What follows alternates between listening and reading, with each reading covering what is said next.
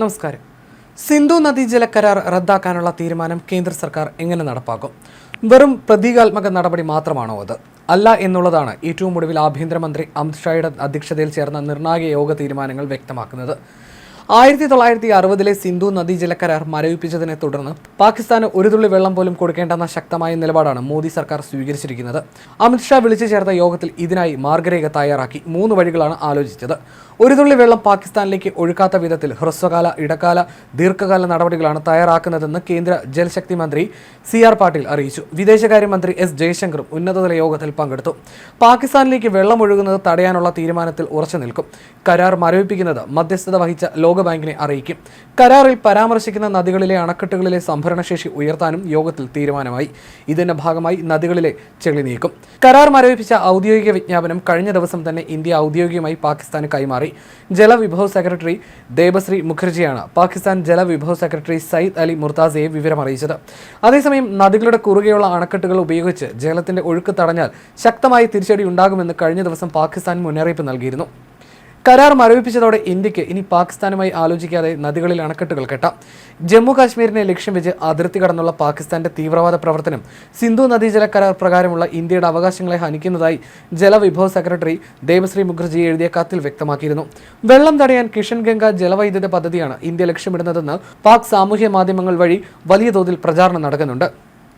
ഇന്ത്യയും പാകിസ്ഥാനും തമ്മിലുള്ള ജലപങ്കിടൽ കരാറാണ് സിന്ധു നദീജല കരാർ. ലോകബാങ്കിന്റെ മധ്യസ്ഥതയിൽ 1960 സെപ്റ്റംബറിൽ അന്നത്തെ പ്രധാനമന്ത്രി ജവഹർലാൽ നെഹ്റുവും പാകിസ്ഥാൻ പ്രസിഡന്റ് അയൂബ് ഖാനും തമ്മിലായിരുന്നു ഉടമ്പടി ഒപ്പിട്ടത്.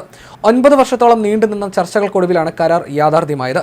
കരാർ പ്രകാരം സിന്ധു, ജലം, ചെനാബ് പടിഞ്ഞാറൻ നദികൾ പാകിസ്ഥാന്, രവി, ബിയാസ്, സത്ലജ് കിഴക്കൻ നദികൾ ഇന്ത്യക്കും. അതിലെ ജലം ഇന്ത്യക്കും പാകിസ്ഥാനും ഒരുപോലെ പ്രധാനമാണ്. സിന്ധു നദീജല കരാർ മരവിപ്പിച്ച ഇന്ത്യയുടെ നടപടി പാകിസ്ഥാന്റെ സമ്പദ് വ്യവസ്ഥയെ ശരിക്കും ഒലിക്കും. കരാർ മരവിപ്പിച്ചതോടെ പാകിസ്ഥാന്റെ കാർഷിക സമ്പദ് വ്യവസ്ഥയെ അത് ഗുരുതരമായി ബാധിക്കും. മുഖ്യ വിളകളുടെ സീസൺ കാലത്ത് വെള്ളമൊഴുക്ക് തടയുകയും വെള്ളത്തിന്റെ ഡാറ്റ പങ്കുവെക്കൽ തടസ്സപ്പെടുത്തുകയും ചെയ്താൽ എന്ത് സംഭവിക്കുമെന്നും ഊഹിക്കാവുന്നതേ ഉള്ളൂ. ഇന്ത്യ മുന്നറിയിപ്പ് നൽകാതിരുന്നാൽ നദിയിലെ വെള്ളപ്പൊക്കം പാകിസ്ഥാനിൽ കനത്ത നാശം വിതയ്ക്കും. സിന്ധു നദി ടിബറ്റൻ മേഖലയിൽ നിന്ന് ഉത്ഭവിച്ച് ഇന്ത്യ വഴിയാണ് പാകിസ്ഥാനിലേക്ക് ഒഴുകുന്നത്. സിന്ധു നദീതടത്തെ അത്രയധികം ആശ്രയിക്കുന്ന രാജ്യമാണ് പാകിസ്ഥാൻ. ജലസേചനം, കൃഷി, വൈദ്യുതി തുടങ്ങിയവയിൽ അക്ഷരാർത്ഥത്തിൽ വെള്ളം കുടിക്കും. പഞ്ചാബ് പ്രവിശ്യ ജലസേചനത്തിനായി സിന്ധുവിനെയും അതിന്റെ പോഷക നദികളെയുമാണ് ആശ്രയിക്കുന്നത്. പാകിസ്ഥാന്റെ 85% കാർഷിക ഉൽപ്പന്നങ്ങളും വിളകളും ഉൽപ്പാദിപ്പിക്കുന്നത് അവിടെയാണ്. സിന്ധു നദീജല കരാർ റദ്ദാക്കുന്നത് പാകിസ്ഥാന്റെ ജലസേചനം, ഊർജ്ജം, ഭക്ഷ്യസുരക്ഷ എന്നിവയെല്ലാം ബാധിക്കും.